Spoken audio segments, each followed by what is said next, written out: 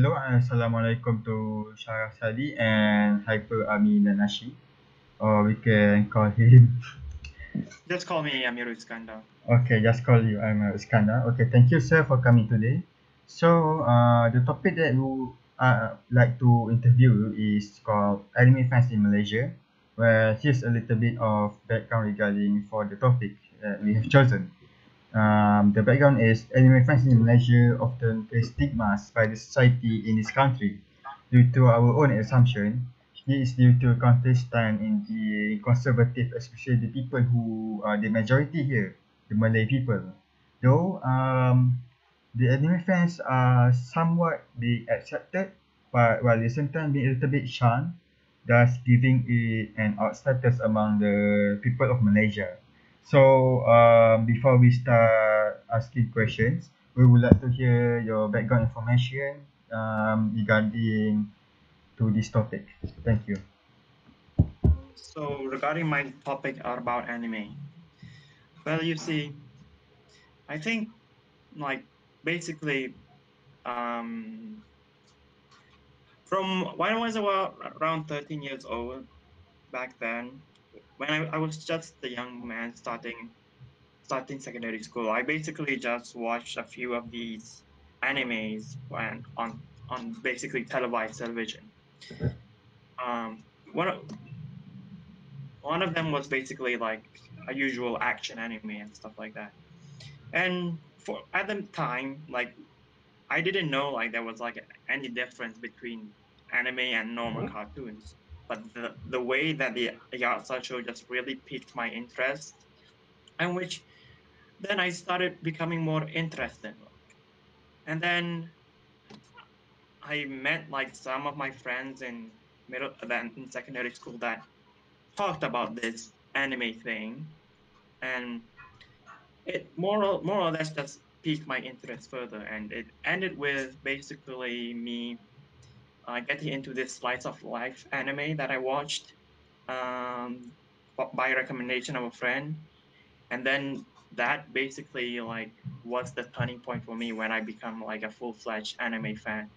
And ever since then, like secondary school, it was throughout secondary school, I was basically at an all-time high for consuming anime and anime related products. And in one of those years, which was around 2016, I also entered my first time going to an anime convention where I went with with a friend of mine in secondary school. And other than that, around among the years I've been consuming anime, I've also been quite vocal about it and do a lot of frequent discussion about anime, not just in the real world, but also I'll do a lot of discussion online as of late. So that's my background information regarding it. Okay, thank you for that, Mr. Amir Iskandar. So, without further ado, we are going to move on towards the questions that I'm going to ask you. Okay, are you ready, Mr. Iskandar? Yes, I'm quite ready. Okay, okay. For the first question, according to Raisin S and et al. 2017, anime fans consume anime as a way of expressing their fan identity, including watching anime and purchasing DVDs, manga, figurines, fan art, posters, festivals, and other merchandise, such as clothing. From your own anecdote, do you think this is true? Are you also doing it as a way to express your interest? I personally believe that to a degree, it's true. Like in my own experience and my own reasons for becoming an anime fan, we we do like consume mostly anime and buy its merch as a way to express our own interests. It makes us feel like feel like we're special in a way. I see. Thank you for your answer. Um, Moving on to the second question. According to Leshner C and et al. 2018, 134 anime fans has been studied in the past work in order to identify whether they are lacking social skills or gaming too much for their own good. And it is shown that only small portion of the stereotypes against anime fans are true, but they are not as stigmatized as furries and bronies fandom, giving them more mainstream acceptance. Do you agree with this point given by the authors? Have you faced any discrimination for being an anime fan for the period of your life? I do agree. Like what the author said about anime fans being that, like, there's a stereotyping animes being lacking in social skill, and you know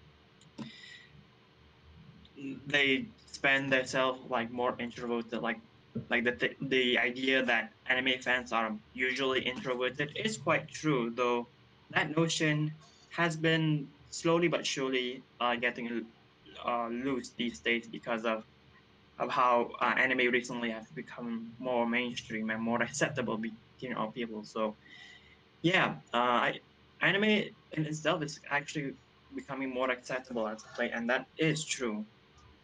But at the same time, like, being discriminated for being an anime fan is something I'm quite familiar with, and mostly it's also it's not.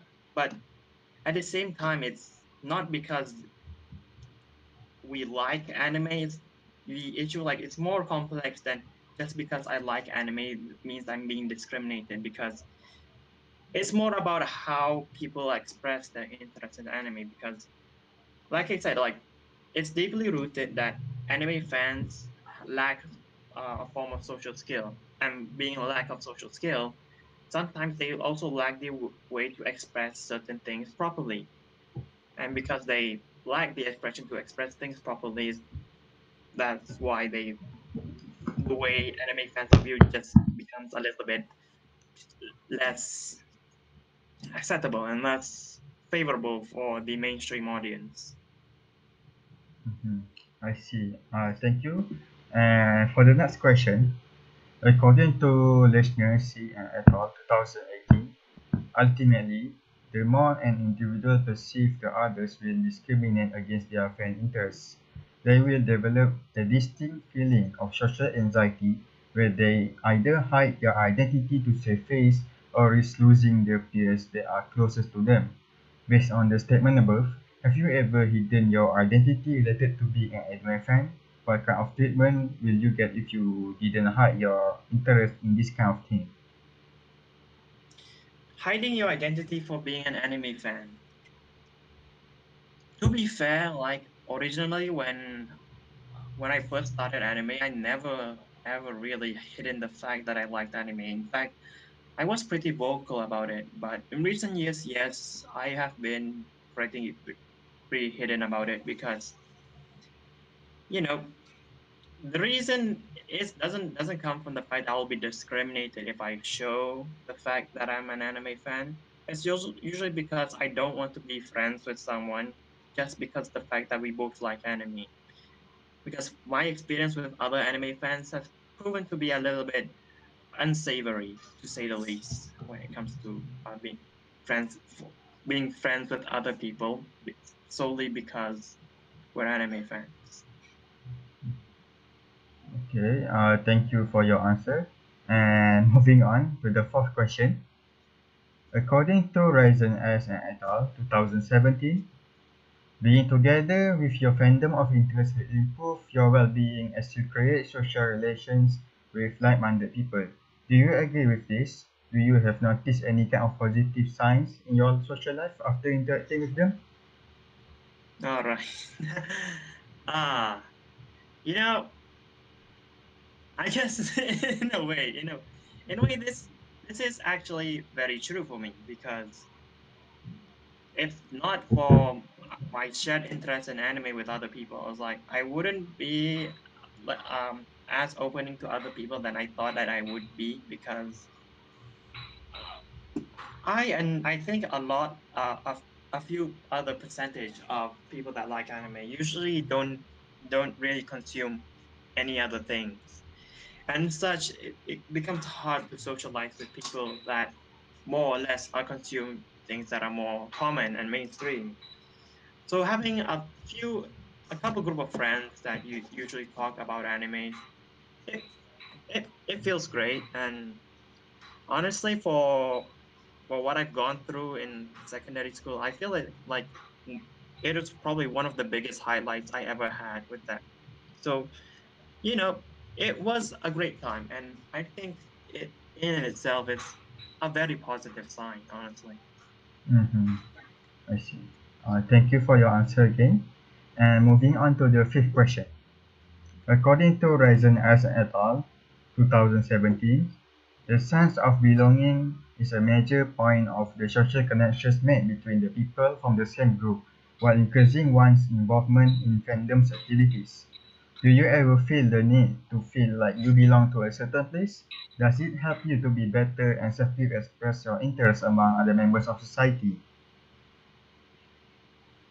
The sense of belonging, huh? Well, personally, I feel like this is one of the most important things, like when trying to develop a social life. The biggest thing you never want to be is like feel like you're like a complete outsider in whatever place you live. That doesn't mean just physically, but also like socially. You'll feel like you're at where you are. Like the, one of the worst feelings that I had growing up is basically just trying to mix in with people and just feeling like a complete outsider because of that. So in my case, yes, having a sense of belonging is quite important, and having to express my opinion and getting to talk to people as if they were my own family, those those things are quite quite dear to me, and I really value that. I see. Mhm. Thank you for your answer, and we are going to move on to the sixth question. According to Mills F. et al. 2020, students are eager to help the study as they also aware of how anime could be a way to assist with learning and counseling.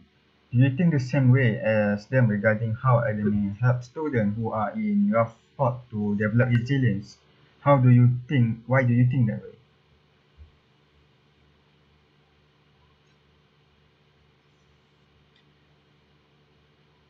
Well, anime in developing people in order for them to develop resilience is a rather subjective question because it also depends on what anime you consume, because a lot of time, like most of people like that review anime, like usually there's always like a bunch of different anime that suits different people's needs. And one of the few that do this well is ones that can develop your resilience. But most of the time it doesn't actually, because most animes feel like what they would develop in order to make for a sense of escapism. This is why, like in anime, there's a genre of anime called isekai, and the subgenre of it, which mainly develops around power fantasy and harem fantasy, which basically acts like a self-fulfilling anime, which all of your desires are just fulfilled. And for an anime to use that as that sort of message it wants to portray, it really just for someone that's pretty weak emotionally to consume anime like that, it makes them a little bit more fragile, and they won't be able to accept things that are really important in their lives, because life doesn't work the way that it is in anime, as they say. Mm-hmm. Mhm. I see. Okay, moving on to the last question for me before Shali will take over interviewing you. Mm-hmm. According to Ms. F. et al. 2020, according to Grammaticos and Lavau 2019, there is a growing awareness in the traditions in which informal learning can allow students to preserve and find strength away from traditional learning techniques. Have you ever used any anime-related stuff to motivate yourself? I'm okay. I'm sorry. I'm sorry. That's supposed to be phone, but this question really, really, it isn't like funny in a way that's insulting, but it resonates with me very well because Relatable lah, huh? yeah, it's like there's a reason why in recent years, like in social media posts, there's a reason why anime quotes are probably one of the most popular things because like the way that uh like some to be real, like a lot of animes provide good morals that you can actually learn from, and in some cases they even let you develop your own mind of thinking and even improve your own life or something like that. Because I would say like a lot of anime things have been done to motivate me very well, and not just in anime thing, but also a lot of Japanese culture as well, and how well that because most animes are deeply rooted in Japanese culture in itself. Well, I also learned like a thing or two from Japanese culture that you know uh, actually makes me a little bit more presentable in front of others. And I've been practicing these things since I was a secondary school student. Mm, I see.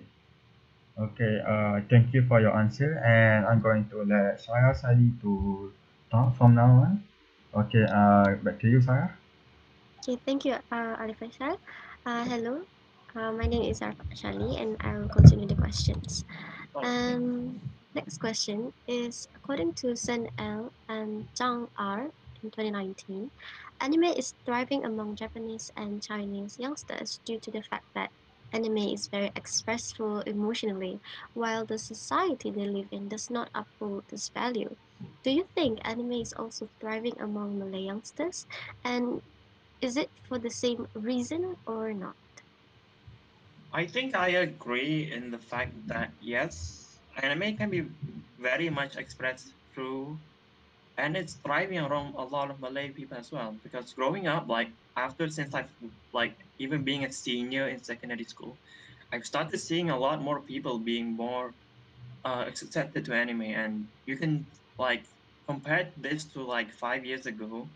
You you really can find like any of your usually male students that are interested in anime. And I personally believe it's like the same reason as well because because mostly because I think that in a way Japanese culture and Malaysian culture do share a little bit of similarities and a lot more that we didn't think originally. And especially in Malay culture, because anime is less conservative than what Malays usually practice at. That's also why things are the way things they are. I see, I agree with you. And moving on to the next questions. According to Yamato 2020, most previous studies have examined cosplay as a cultural manifestation of a socially identifiable group of fandom. What do you think of this kind of fandom in Malaysia? Is it socially acceptable by the people? You know, going when I first started anime, I didn't think highly of cosplays because usually just for the sole reason is no matter how good your cosplay is, you'll never capture the real essence that is a 2D drawing and that beauty of like a drawing, honestly. But after actually meeting cosplayers and talking with them about how their interest is, this is referring to the time I went to an expo back in 2016. I talked to them a bit. Well, it wasn't that much, but from what I've seen, is that you know cosplay in itself is it's very endearing to watch and see people cosplay as, and it's also like consuming anime itself. Cosplay is also another way to express yourself, since a byproduct of anime is also the amount of fans creating a lot of things based on the anime, whether it be fan comics, fan art, fan music, or even cosplay as well. And for that, I think, yeah, I think cosplay. Oh, but unfortunately, considering the second question, uh, no, I don't think. I mean, even now, I don't think uh, cosplay isn't as acceptable. It might be acceptable towards the Chinese and Indian people, but for the Malays, it's not as acceptable. I see. It's because when it comes cosplays, but for the hijabis, they have to get more creative. Moving on. According to Ellsworth A. in 2018, women in the anime community often face sexual harassment. How much truth did you see in this statement made by her? Women in the anime community face sexual harassment. This is a tough can to open by me, honestly, because I personally I never been involved in the bigger anime scope community in real life. So the most people I know, like most anime fans I know, are usually men, and like the occasional female fan is also quite rare to me. But for me, it's like sexual harassment by women in the anime community usually comes from the fact that it intertwines back to what I said about anime fans having this lack of social skill and not understanding how to communicate with people properly. And while I think it's true that women are easily susceptible to this, I don't think it's the entire thing, because despite having those one or two weirdos, it doesn't uh, involve for all anime fans. Most anime fans actually are pretty normal people, like people that you wouldn't expect to be anime fans. That your normal salaryman or people that just go on by day-by-day life just consuming anime. So there's that. I don't think it's that much true. Right. Well, next question. According to Sibakov T 2020, anime seems to always have weaker male characters and vice versa for female characters because it is believed that everyone prefers female characters. This is due to male fans wanting to self-insert himself, to fantasize himself being with those girl characters. She believed that trends towards feminization in the anime community is a very big thing. Is this true? And are you also guilty for this?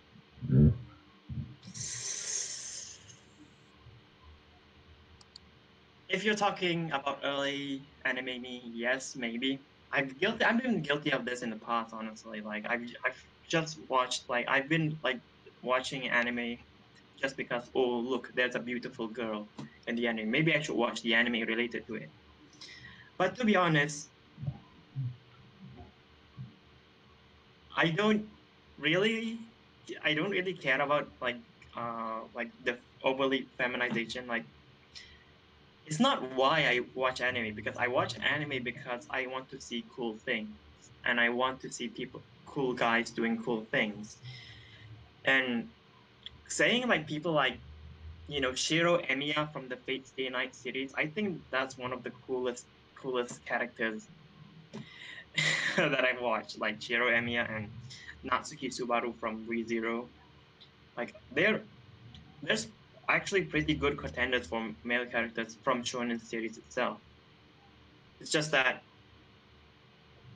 people is I've discussed this with a lot of anime fans as well, and most of us agree that to appeal to a bit like majority of the anime fans just really enjoy characters for their designs and not really for what they stand for, and I feel that's unfortunate.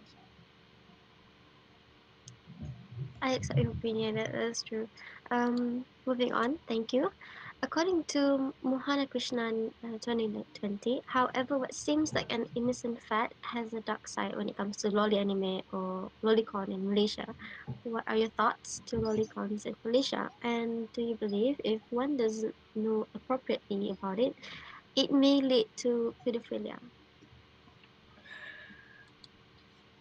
Lolicons, lollies. Yeah. This. Okay. All right. Give me a minute. All right. When it comes to lolly, there's not really like a good way to express the fact there's lollies in anime and stuff like that. Like honestly speaking, it's a fictional character. Yeah, like I understand like people thinking that childlike sexualized child drawings can lead to pedophilia, and I think I agree with that. Like if it's just sexual, maybe like, but the probability of that happening is very low. Like I'm sure like a lot of people have enough common sense to differentiate drawings from reality, and even I think like that as well, because no matter like how many good you know good anime characters I find, like I still am to able to like withhold myself when I see something similar in real life. It's not like if a character, if someone decided to cosplay a character I really like, I'll go head over heels for them, because like I said, people, even despite lollicons being tied to pedophilia, I do believe that there's at least some difference in making, and there's some difference in between liking a drawing of a similar character and drawing or in real life. So my answer is that no, the probability of that happening is very low. I see. Thank you for answering the question. Last question is according to Mahmoud 2013. As such, the anime as a platform also becomes an idioscape once adapted as local Malaysian cultural ideas are highlighted instead of Japanese ones, though it is not denied that some of the values which overlap with the Malaysian ones are not necessarily discarded. Third is, do you think that it's fine to make the platform as an idioscape in Malaysia? An ideal scheme. I need to think. What does ideal scheme mean? Idioscape is a, a platform where the ideas can escape Yeah. by using platform. Oh, I see. So basically, making a platform for using anime as a platform to spread Malaysian ideologies. A lot of okay, there's a thing that we call anime purists, which somehow people will only accept anime if it's made by Japanese and uses Japanese culture and ideals. So you can't really please those kind of people. But if you ask my opinion, I don't think it's all that bad, and I think it should be more involved and more should be more integrated into Malaysia, because the way understanding the way how anime is presented and what its ideals are shared, and then using that same platform to spread Malaysians' own culture and ideals. And I feel like that's a good way to basically just spread the thing in the younger generation, especially since how a lot of people actually enjoy, like recently, like a lot of teenagers also and young adults are also starting to enjoy animated media in general, and the notion that animation is for kids is also slowly fading from society. I see. Thank you for answering all these questions, Mr. Skanda. I'm going to pass this to Alif Faisal. Okay, again, I would say, okay, again, I would say thank you for answering our interview question for us. And well, that's it for today, I guess, because Yeah, we're thank you. literally out of question to ask. And thank you again for your time, Mr. Iskandar. All right. Bye. See you later. Thank you All and right. bye.